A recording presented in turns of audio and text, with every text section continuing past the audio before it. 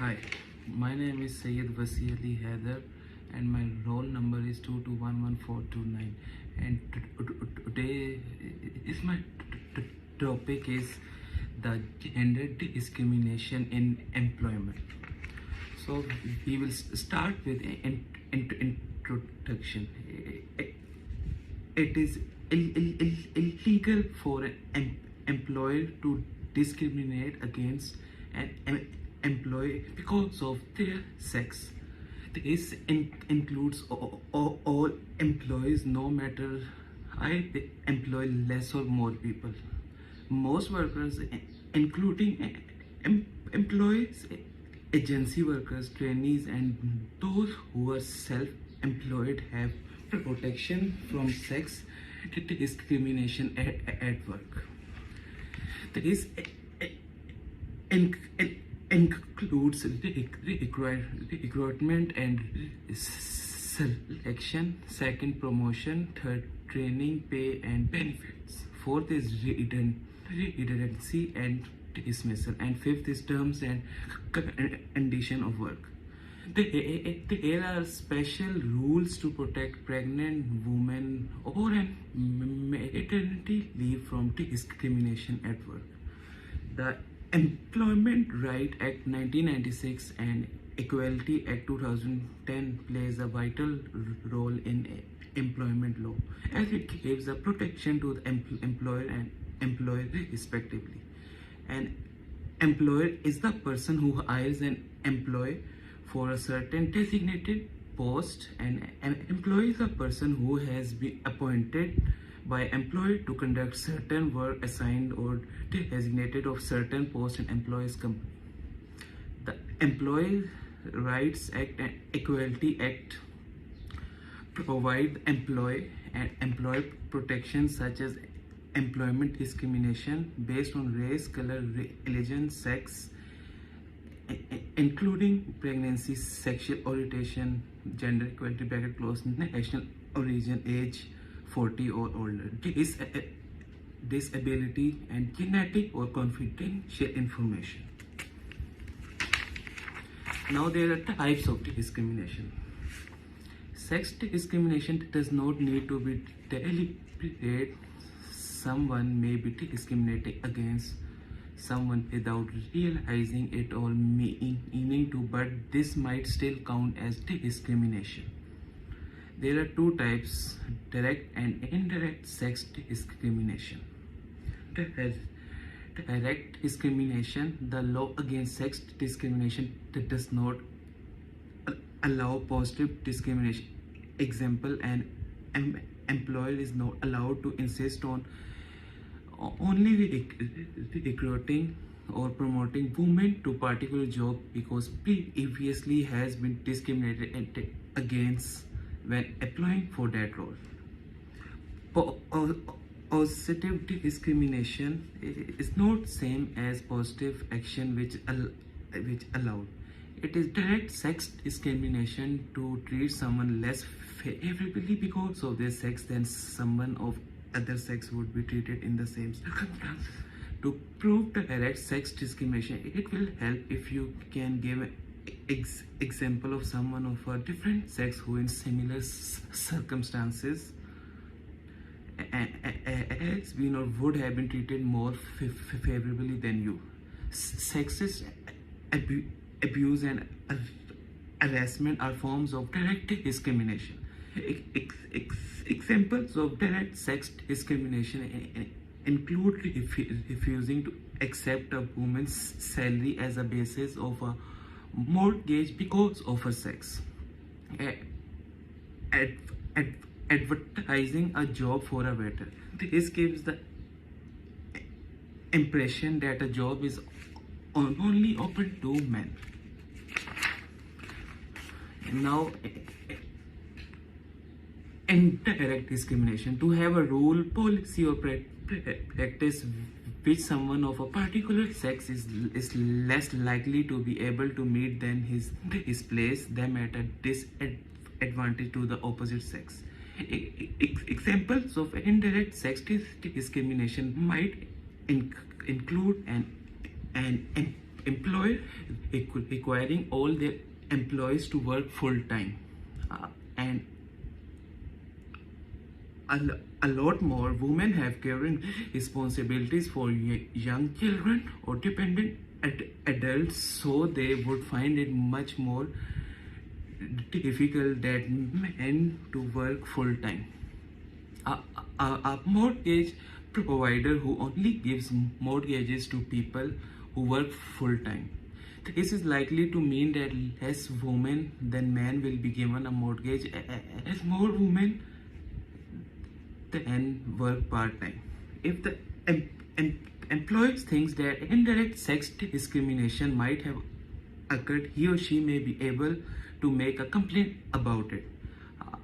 However, if a person or organization they are complaining about can show that there are genuine reason to the rule, policy, or practice that has nothing to do with sex, this won't count as discrimination. Who is an employee?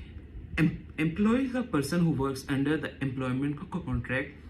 Section 231 of the Employment Rights Act 1990 defines an employee as a person who has engaged into or works under, if employment as a contract employment, a contract of employment is a contract of service or apprenticeship, whether explicit or implicit, and whether oral or written. Generally, someone being employed must pay these three tests to be proved whether he is employed or a worker. Personal service entails the individual being compelled to give this service in person rather than being allowed to send a person to the task in their behalf. Mutuality of a duty: the employer must obligated to supply the person with labor, and the individual must be obligated to undertake that work in exchange for a contractually agreed pay or compensation, and under the terms and circumstances set by an employer. Control compatible with an employee relationship: the employee must exert a sufficient level of control over the way in which other person does the task. Employees employed under Section 4 era 1990s employer refers to a person by whom an employer or worker is employed. Employer holds certain rights against employer. Employee holds certain rights against employer. Employment Act 1996, Equality Act 2010. There are 5 most different duty of employees to take care of the better interest. So employee as they provide their services to the company, so they are also directly part of the company. The following are to avoid unlawful dismissal and termination without prior notice. Non-exempt employees should be paid a minimum wage and overtime pay. To provide holiday, leaves, or time of the employee for or family and medical reasons without pay. To eliminate workplace discrimination against persons with disabilities or gender discrimination or pregnant. Employees should not discriminate against employees or candidates based on their age, religion, or education. Now comes to equal pay. The Equal Pay 1970 Act gives employees the right to be treated in the terms of pay in comparison to the member of opposite sex. If an employee believes that he or she being treated are not being treated equally, you may be able to make a complaint or bring a claim to an employment tribunal. If employee wanted to do this, he or she would need to compare themselves to someone of the opposite sex who works for the same employer as them. The employee would need to be able to show that the employees are doing like work. This means the work which is same or broadly similar, so that of the other person. Second, are doing work which has been rated as equivalent to the other person under a job evaluation study. Are doing work which is equal value to that of the each person. For example, you need to use a similar amount of effort, skill, and decision-making abilities. Discrimination at work if you have caring responsibility. If you have caring responsibility, employees are protected by law which are discriminated against in work because they have a caring responsibilities. Caring include looking after a child, or for example, elderly or disabled. It could count as sex discrimination if the employer refuses to let employee work flexibility. Working fewer different hours, working part-time, working a job share, coming in later so that employee can take his children to school or nursery, taking off to go to hospital appointment with someone for whom they are a carer. If a child or adult of employee is caring is disabled, it might also count as disability discrimination of the employer treats them worse than other employees because of the caring responsibilities. This is known as disability discrimination by association.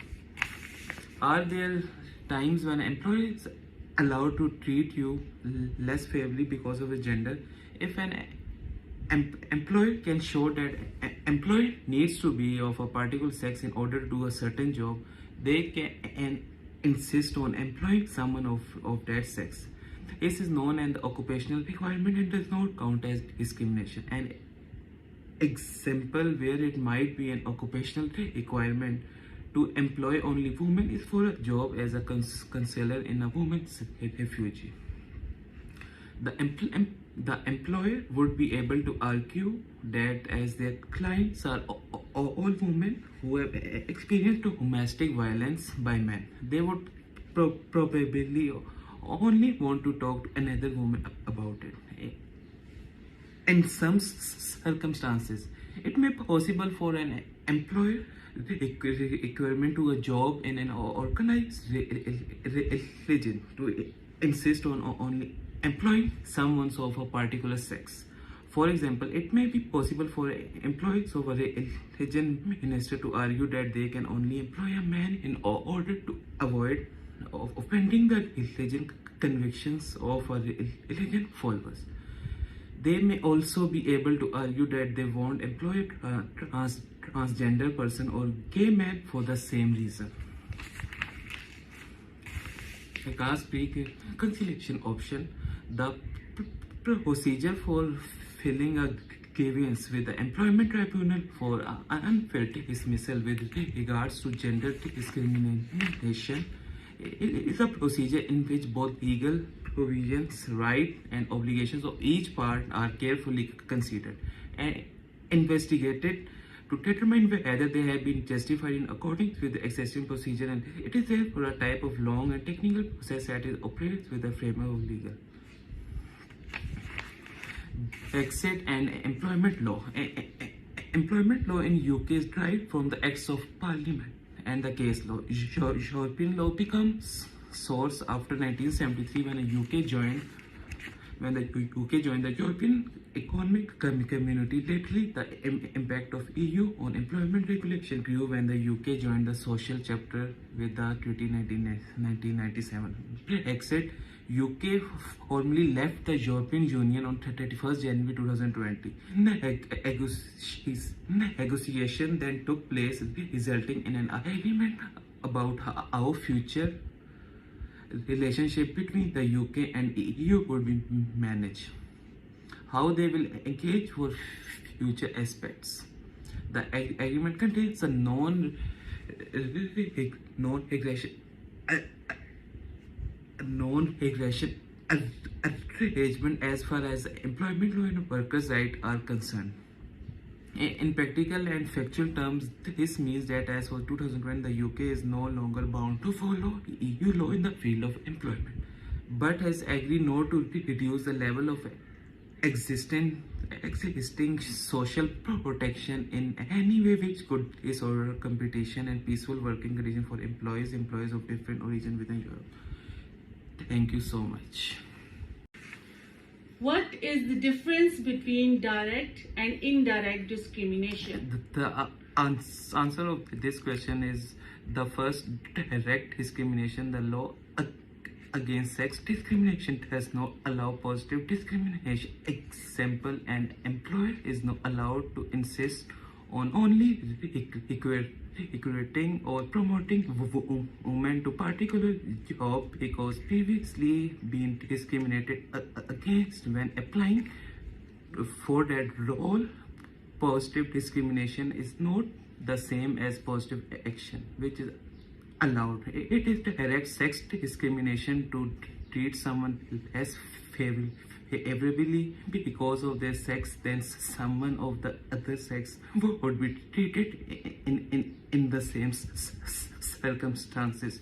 To prove direct sex discrimination, it will help if you can give an example of someone of a different sex who in similar circumstances has been or would have been treated more favorably than you. Sexist abuse and harassment are forms of direct discrimination. Example of direct sex discrimination include refusing to accept a woman's salary as a basis of mortgage because of her sex.